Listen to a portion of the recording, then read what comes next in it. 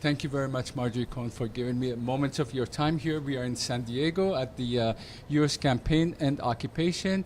You gave a beautiful talk last night, but I want to start with, if you could give us a view of what just happened in Gaza and Palestine 2 months ago, 7 weeks of war attack on Gaza. Yes, I would describe what Israel did in Gaza as a massacre.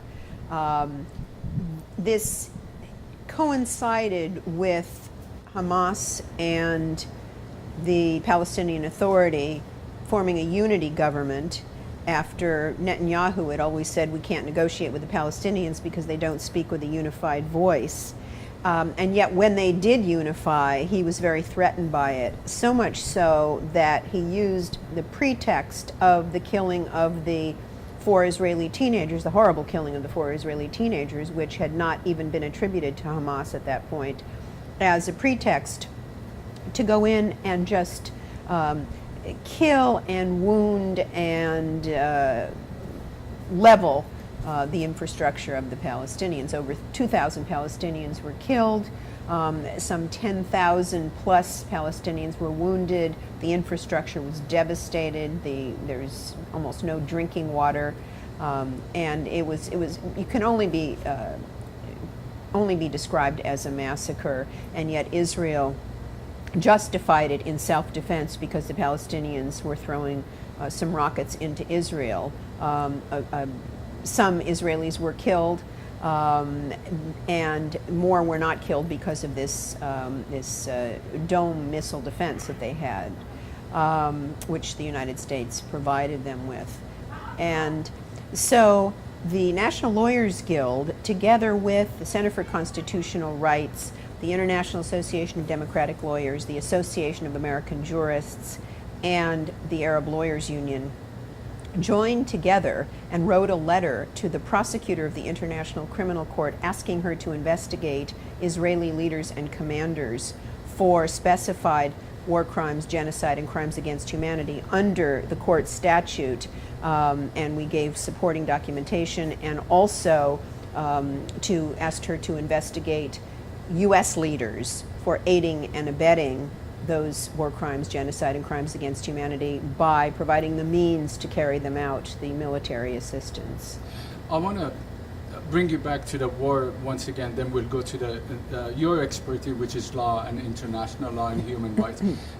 To me, it felt like World War II, the Dresden, that it was bombed to smithereens, and U.S. bombing Tokyo and burning that place down. And that's what Gaza, to me, felt like.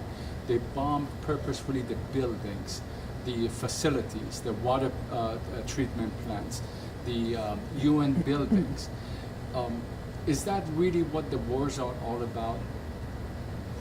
Well, when I say they devastated the infrastructure, they bombed several UN schools that were being used as refuge for the people who the Israelis would give warning to people in houses that they must leave, but they didn't give them time to leave.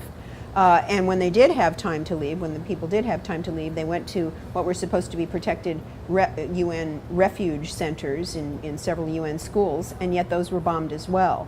So schools were bombed, homes were bombed, tens of thousands of homes were bombed, mosques were bombed. Medical facilities, even medical personnel were bombed, ambulances were bombed. This, even if they were hypothetically to have a good self-defense argument, this would violate the Geneva Conventions and the International Criminal Court statute, because they're targeting civilians, and you can never target civilians. And any military advantage that would be gained would not outweigh the fact they were targeting civilians. So you're a professor of law, you teach law here, and you have written several books, especially the one against Bush that did break every international law that we know it. Could you talk about how can we apply international law to war criminals? And that's, I'm using my terminology right, I think it was war crimes that they committed. Well, under the statute of the International Criminal Court, there are specified war crimes, genocide, and crimes against humanity that can be prosecuted by the International Criminal Court. And so we're asking the prosecutor to investigate Israeli leaders and commanders as well as U.S. leaders and commanders for commission and aiding abetting these high crimes. There is a jurisdictional issue. It's not clear whether Mahmoud Abbas, who's the president of the Palestinian Authority runs the West Bank, whether he has agreed to sign on to the statute for the International Criminal Court. Hamas has said, yes, let's join that court, even though Hamas knows that some of their leaders might end up as defendants in these prosecutions because of the throwing of the rockets. And yet they say that Israel's crimes were so vastly more serious and devastating than the whatever alleged crimes the Palestinian leaders or the Hamas leaders might have committed, that they want Palestine to go to the International Criminal Court. So that is being discussed right now. That would be the first time if the prosecutor did indeed investigate and file charges against Israeli leaders, U.S. leaders, even Hamas leaders. That would be the first time that a non-African were actually charged, non-African leader were charged in the International Criminal Court with these very, very serious crimes. So far there's only been African leaders who've been charged with... So far only leaders of African countries have been charged under the International Criminal Court. Nice. Well, thank you. This devastation that was imposed to Palestinians in Gaza had international ramifications. A lot of people came out protesters. Can you talk about that? Yes, because there were so many images shown in the media, and especially in the electronic media, many young people were exposed to what Israel was doing in Gaza to the Palestinians, and therefore there was a very high percentage of young people in the United States who opposed what Israel was doing. And I believe that massacre that Israel conducted in Gaza, and they've done this before, I mean, they did it in 2009 with Operation Cast Lead, and again in 2012. But the fact that this has really been so front and center in the media has really strengthened the boycott, divestment, and sanctions movement, the BDS movement, which is a lot of what we're talking about at this conference. And I think that it is gaining a lot more steam because of this massacre that Israel conducted in Gaza last month. Do you think there is still a chance to have a one-state solution or two-state solution? What would your take be on this?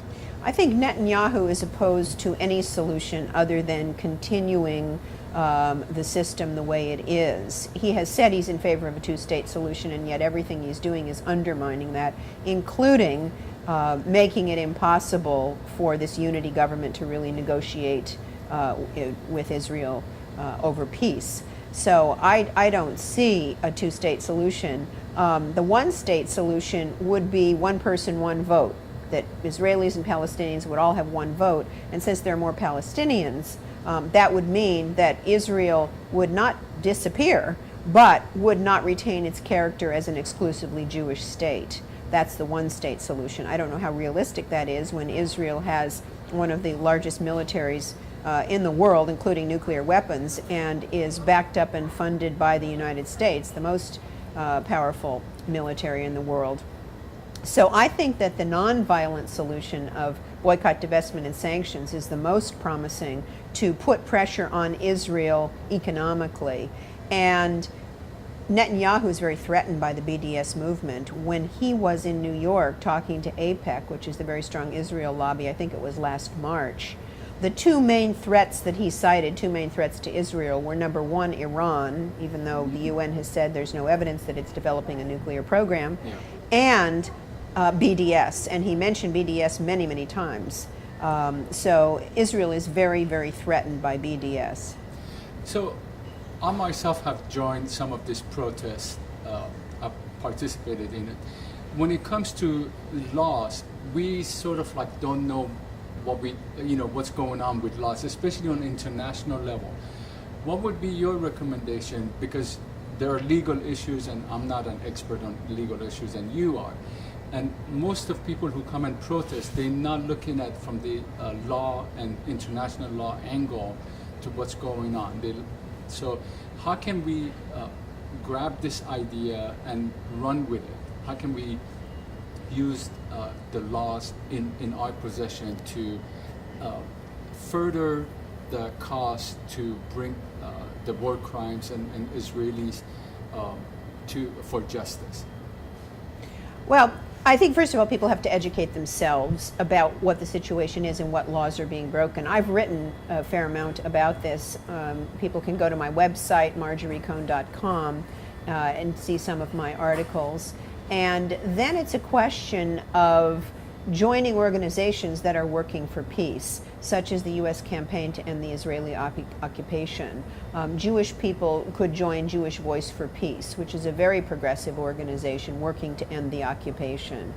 And there are other organizations as well that are working for peace and justice in that region.